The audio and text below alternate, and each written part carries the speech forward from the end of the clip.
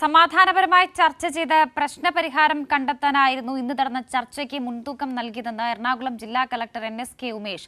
Arch ബിഷപ്പിന്റെ പ്രതിനിധിയാണ് ചർച്ചയിൽ പങ്കെടുത്തത്. ഇന്ന് രാത്രി തന്നെ ആർച്ച് ബിഷപ്പ് 21 വൈദികരുമായി ചർച്ച നടത്തുമെന്നും കളക്ടർ അറിയിച്ചു. വിവരങ്ങളുമായി തിയോഫിൻ കൂടി ചേരുന്നുണ്ട്. തിയോഫിൻ, ചർച്ച പുരോഗമിക്കുന്നുണ്ടോ? എങ്ങനെ ഈ സമവായത്തിനുള്ള ശ്രമങ്ങൾ എങ്ങനെ? എറണാകുളം അങ്കമാലി അതിരൂപതയിൽ വൈദികർക്ക് നേരെയുണ്ടായ പോലീസ് അതിക്രമവുമായി ബന്ധപ്പെട്ടാണ് ഇതിന്റെ തുടർച്ചയായിരുന്നു ഇന്നത്തെ ചർച്ച. ഇന്ന് ചർച്ചയിൽ പ്രധാനമായും വൈദികർക്കെതിരെയുള്ള, അതായത് ഈ പോലീസ് അതിക്രമത്തെക്കുറിച്ചായിരുന്നില്ല ഇന്നത്തെ ചർച്ച നടന്നത്.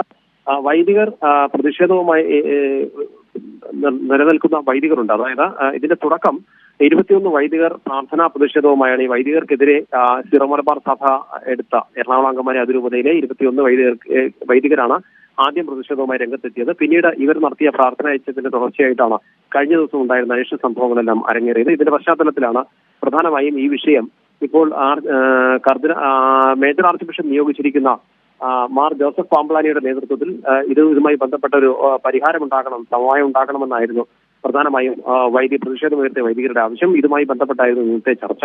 ഈ ചർച്ചയിൽ മാർ ജോസഫ് പാംപ്ലാനി ഇന്ന് എറണാകുളത്ത് നിന്നും മടങ്ങിയതായിരുന്നു. പക്ഷെ അദ്ദേഹം തൃശ്ശൂർ വരെ എത്തിയപ്പോഴേക്ക് കളക്ടർ ബന്ധപ്പെട്ടു. കളക്ടർ നിർദ്ദേശിച്ചനുസരിച്ച് ഈ ചർച്ചയുമായി ബന്ധപ്പെട്ട് ഇത് വിഷയം അവസാനിപ്പിക്കുന്നതിനായി ഇന്ന് തന്നെ ചർച്ച നടത്താമെന്ന ആർച്ച് ബിഷപ്പ് സമ്മതിച്ചിരുന്നു. അതിന്റെ അടിസ്ഥാനത്തിൽ മാർ ജോസഫ് പാംപ്ലാനി തൃശ്ശൂരിൽ നിന്നും എറണാകുളത്തേക്ക് തന്നെ മടങ്ങിയിട്ടുണ്ട്. രാത്രി 10:30 മണിയോടുകൂടി അദ്ദേഹം എറണാകുളത്ത് എത്തുമെന്നും എറണാകുളം അങ്കമാലി അതിരൂപതയുടെ ബിഷപ്പ് ഹൗസിൽ വെച്ച് ഇന്ന് വൈദികരുമായി ചർച്ച നടത്തുമെന്നുമാണ് തീരുമാനം. നിലവിൽ സമാധാനപരമായ ചർച്ചയായിരുന്നു. വിഷയങ്ങൾക്ക്, അതായത് നല്ല രീതിയിൽ വിഷയം അവസാനിക്കുന്ന ഒരു സൂചനയാണ് എന്നാണ് കളക്ടറും ഇതുമായി ബന്ധപ്പെട്ട ചർച്ചയിൽ പങ്കെടുത്ത വൈദികരും പറഞ്ഞത്. രാത്രി 10:00 ചർച്ചയുണ്ടാകും. അതായത് ഇനി ആർച്ച് ബിഷപ്പ് എറണാകുളത്ത് എത്തുക എന്നതാണ് സമയം. അതിനുശേഷം ഈ 21 വൈദികരുമായി ചർച്ച നടത്തും. 21 വൈദികരാണ് പ്രധാനമായും ഇവിടെ ബിഷപ്പ് ഹൗസിൽ പ്രാർത്ഥനാ യജ്ഞവുമായി തങ്ങൾക്കെതിരെയുള്ള നടപടികൾ ഉൾപ്പെടെയുള്ള പ്രശ്നങ്ങൾക്ക് സമാധാനം ഉണ്ടാകണം, അതിരൂപതയുടെ പ്രശ്നങ്ങൾക്ക് പരിഹാരം ഉണ്ടാകണമെന്ന ഒരു ആവശ്യം ഉയർത്തിക്കൊണ്ടൊരു പ്രാർത്ഥനാ യജ്ഞം നടത്തി വരുന്നത്. ഇവരുമായി ഓരോരുത്തരോടും പ്രത്യേകം കാര്യങ്ങൾ ചോദിച്ചറിയും ആർച്ച് ബിഷപ്പ്. തന്നെയുമല്ല, മറ്റ് 28 വൈദികർ വേറെയുണ്ട്. പ്രതിഷേധം ഉയർത്തിയവരും അല്ലാത്തവരുമായി ബിഷപ്പ് ഹൗസിലുള്ളവരുണ്ട്. അവരെല്ലാം ഇവിടെ നിന്ന് മാറും.